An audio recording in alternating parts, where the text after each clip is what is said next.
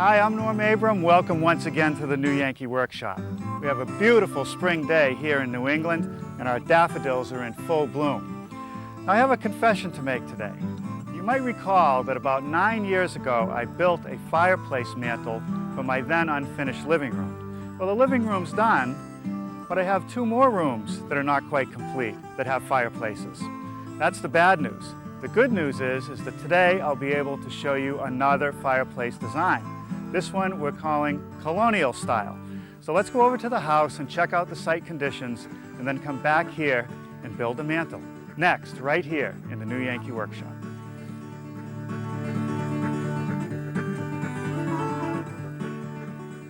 This is one of my favorite rooms in our house because it has a lot of the New Yankee projects that I've built over the years. For instance, this lowboy made out of cherry that I built a couple years back. And over here on this wall, I have the mahogany Federal game table. And in this corner, a painted cupboard, which was modeled after one that we found on the island of Nantucket.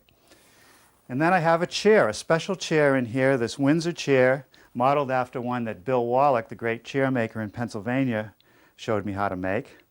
And of course, this painted cupboard, which I designed several years ago, and we use it for everyday china. Now, the first New Yankee project to be installed in this room was this fireplace mantle. And over the years, a lot of you have bought the plans and built one of your own. Well, it just so happens that upstairs in the master bedroom, I need another mantle. But this time I want to do something a little different. I actually have 2 fireplaces that need mantles, one in the unfinished library downstairs, and this one in the master bedroom, which I look at every single day, and I've just got to do something about it. So I have some ideas. So let's go back to the workshop and see what we can come up with.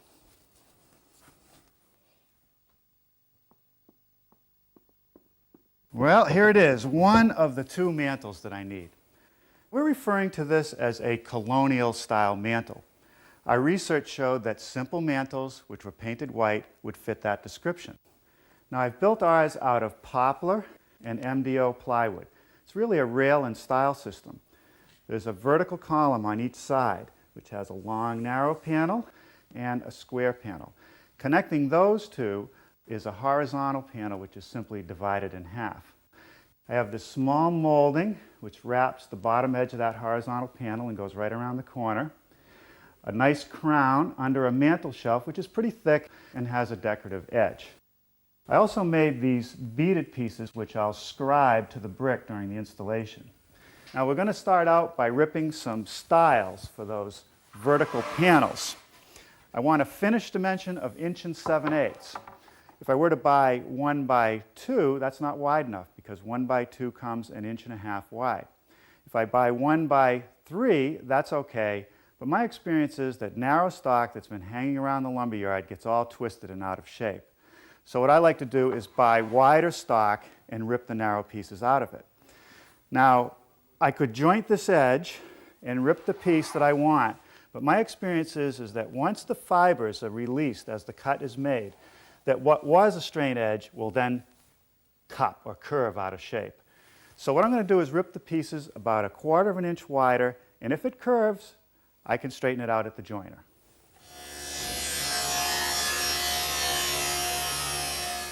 People often ask, how come I get such good results fitting pieces together? One of the reasons is this tool, the joiner. Not enough shops have them, and they don't get used enough. This is our 8-inch joiner, and when I set it up, I set the in-feed table lower than the out-feed table by 1/32 of an inch, and I very seldom change that setting. Now, the key to straightening a piece of wood is how you do it. Now, here, if I put this piece down, you can see a very slight gap right here. Now, I can actually push it down and make it straight, but that defeats the purpose of the joiner. All I want to do is keep the wood up against the fence, which is perfectly square to the table, and just guide it through. A couple passes, and this piece will be as straight as an arrow.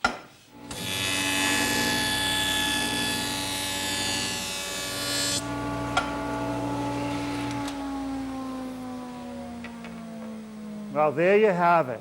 Nice and tight to the table. You couldn't even slip a piece of paper in there. Now I'm going to set my fence to 1 7/8 inches plus 1/32 of an inch.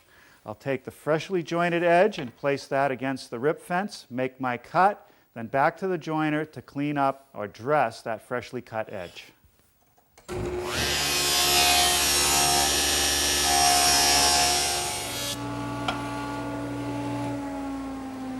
Well, there it is, the exact width that I want, nice square edges, and perfectly straight. Now, I never do this too far ahead of time because temperature and humidity can affect this stock.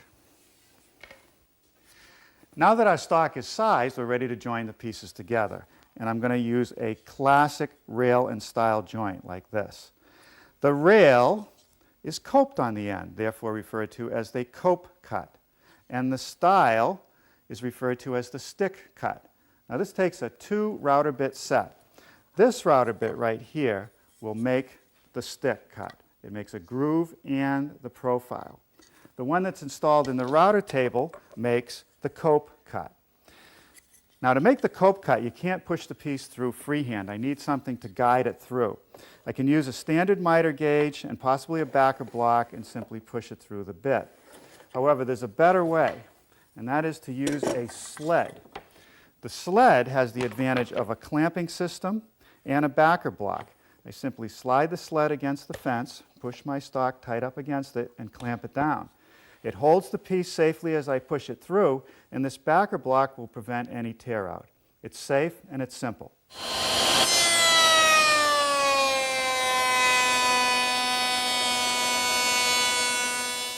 Now I've switched to the cope bit, and what that's going to do is give us this ogee and the groove.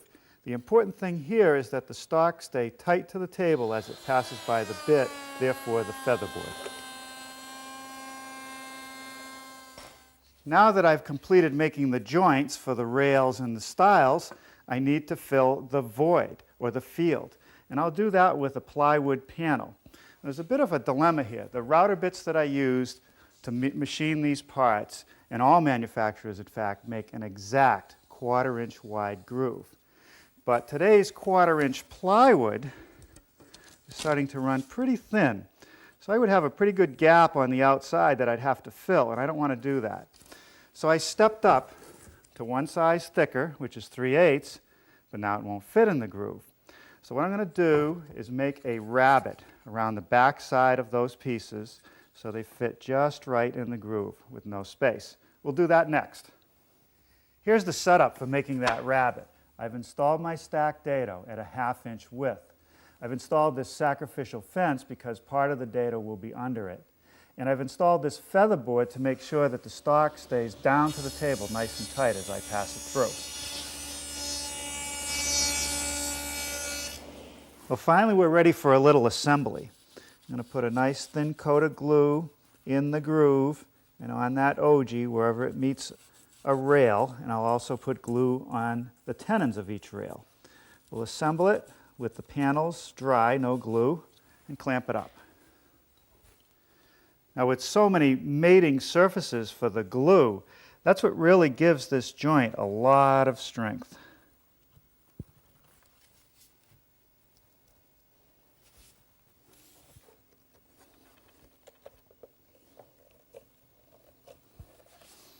Okay, that's one of the vertical panels. One more of those to go, and a panel to connect the two. You'll notice that as I've built these vertical panels that I've left the stiles long, both at the bottom and at the top. After the glue dries and I sand it smooth, I'll trim them off, and that will square up the top and bottom of each panel. Now the horizontal panel has this short stile to divide it up a bit. I glue and clamp that in place first. Let's take a look at our prototype, and I want to show you how the horizontal panel meets the vertical panel. The vertical panel comes all the way up through to underneath the shelf. Here's the seam, the edge of the vertical panel. The horizontal panel has a stile on each end. When the panels are dry, I'm going to biscuit the horizontal panel to the vertical panel. And when it's sanded smooth and painted, you'll never know there's a joint there.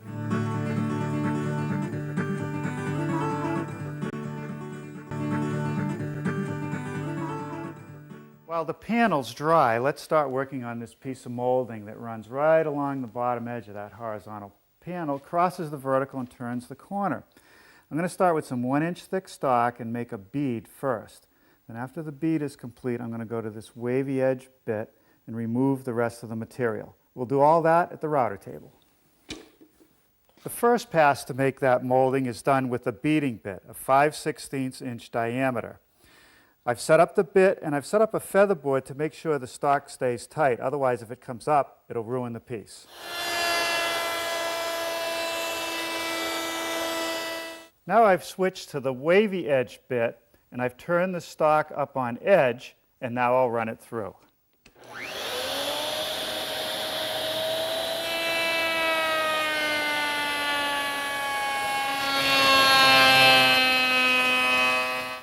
Now I've set up my table saw so I can split it right down the middle. With the panels out of the clamps, I've sanded them nice and smooth, and now I'm ready to trim them. First, I'm going to square up the top edge using my panel cutter, and I'm going to cut just to the edge of this rail. Then I'll cut them to the correct length.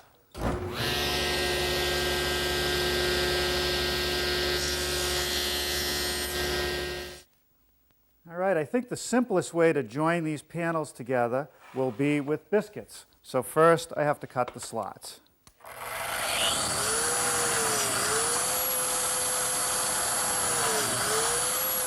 Get them all lined up. We'll clamp these pieces together, let it sit overnight, and we will easily finish this project tomorrow. Okay. It's going to be a great place to hang the Christmas stockings. Well, good morning. The glue dried on our panel last night. I removed it from the clamps this morning, and I sanded those joints nice and smooth. So once it's painted, we're never even going to know there's a joint there. I also took the time to put this layout line, which aligns with the bottom of the panel.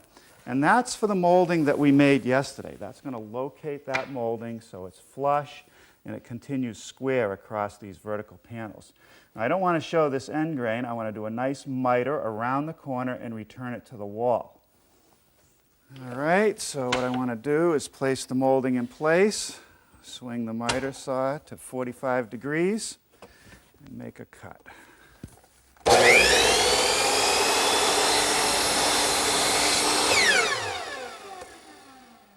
All right, now I can take that piece and line it up with the edge to mark the length, but it's always a little ambiguous as to exactly where I should hold this. I've made plenty of molding, so what I can do is take an extra piece, cut a miter on it, and then I'll be able to locate that corner exactly, and then mark the other end.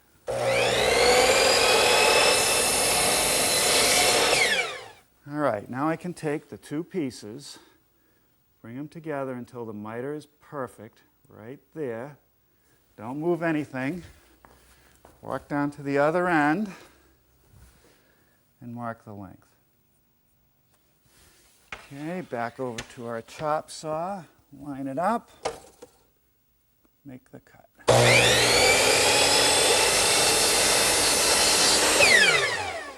All right, a little bit of glue on the back side of the molding. Bring it to my line first. Then take the piece that I mitered as a gauge to locate it. That is good right there. So we'll nail it with some 1¼ inch brads.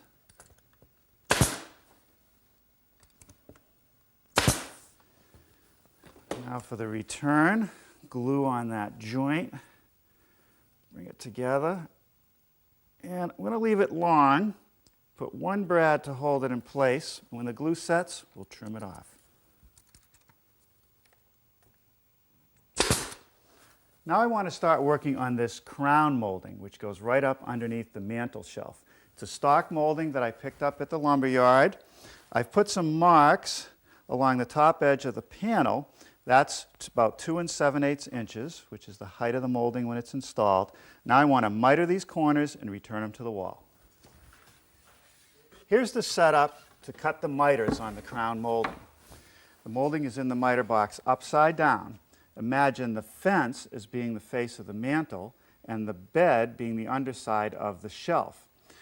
Now what I did is I made a block that's exactly the same height as the molding will be when it's in place, the line equivalent to the lines on the mantle. hold it in place till it's even, and then clamp a straight edge along this front edge. Now that'll make sure that all the miters are the same. Slide it over here now with the miter at 45. I can make a cut.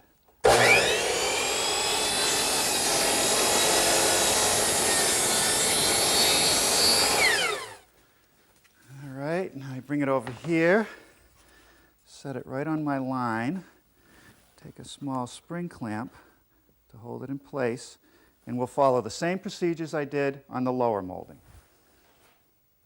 Okay, there's the return piece on this end of the crown. Nail that in place. And then we'll start working on the shelf.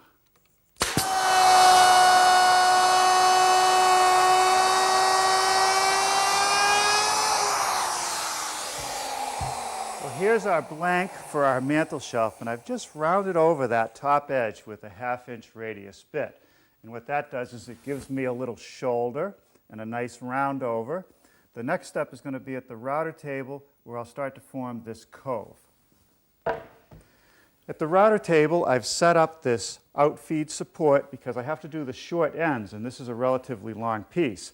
I have a 1-inch round nose bit and a featherboard set up. I use my miter gauge to help me push the ends through, then we'll run the length.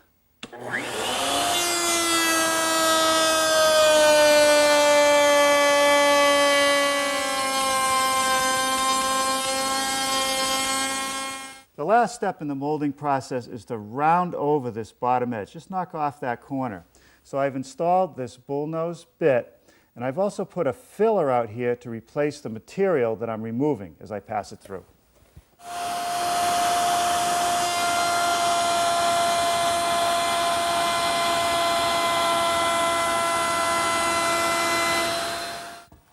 Well, a little more sanding on that molded edge will finish the shelf, but I don't want to attach it now. I'll do that in the field when I do the installation. The last thing I want to turn my attention to is putting a bead on these pieces which will return to the brick and this filler. We'll do that at the router table. The stock for the returns is poplar. I've planed it down to 7/16 of an inch thick, and it's about 2.5 inches wide. Now to form the bead, I'm going to use a bit like this one. It's a beading bit, except the one that's in the router table has a 3/8 inch diameter. Once again, I want to use a featherboard to keep the stock tight to the table.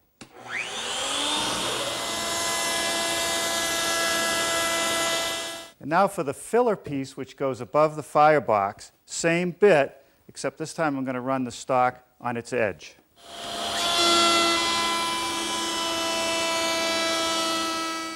These pieces will be installed in the field as well. Now it's time to put some primer on these. The primer I'm using on our mantle is an alkyd primer, a good base for both latex and oil finishes. In my case, I'll be using an oil finish for the trim. And you can see why painters love this MDO board. It takes the paint beautifully, and when it cures, you end up with a nice, smooth finish. After the piece is primed, we'll let it dry overnight, and then we'll bring it to the house and do the installation. Let's review the conditions here. If you were able to look behind this plasterboard, this whole bump out is a solid masonry mass. There is no wood, no studs. It would be a lot easier if there were. What I actually have are metal strips which have been attached to the masonry, and then the plasterboard was screwed to that. I'm going to use the same strips to attach the mantle with some screws and a little bit of construction adhesive. But first I want to center it and make sure it's level. I'd say that's pretty good. Now I'll pre-drill for my screws.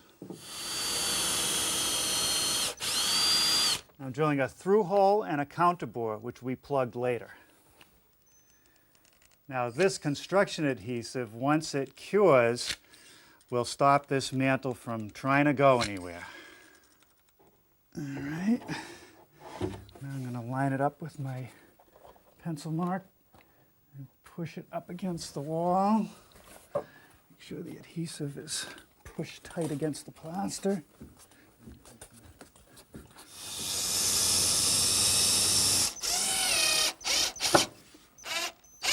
Okay, that pulled it tight.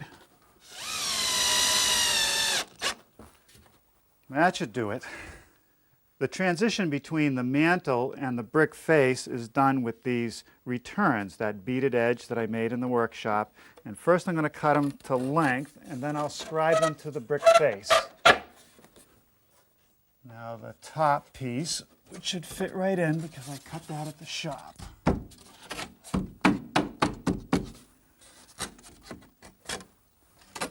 You'll notice that the returns are proud of the mantle face by about a 1/2 inch.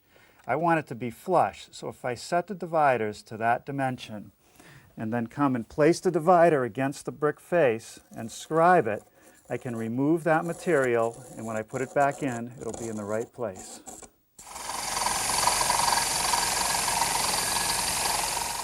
With the piece scribed, I'm just going to run a bead of glue down the edge where it's going to meet the mantle, and I'll attach it with a few brads.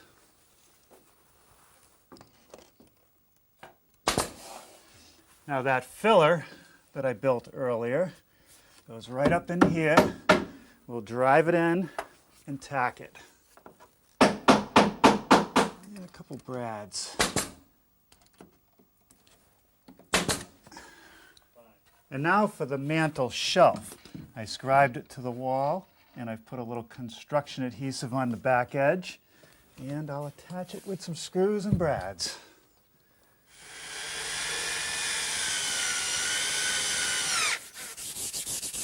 Well, a couple coats of paint on this mantle and it'll finally be complete. I can tell you one thing, I'm going to sleep a lot better tonight.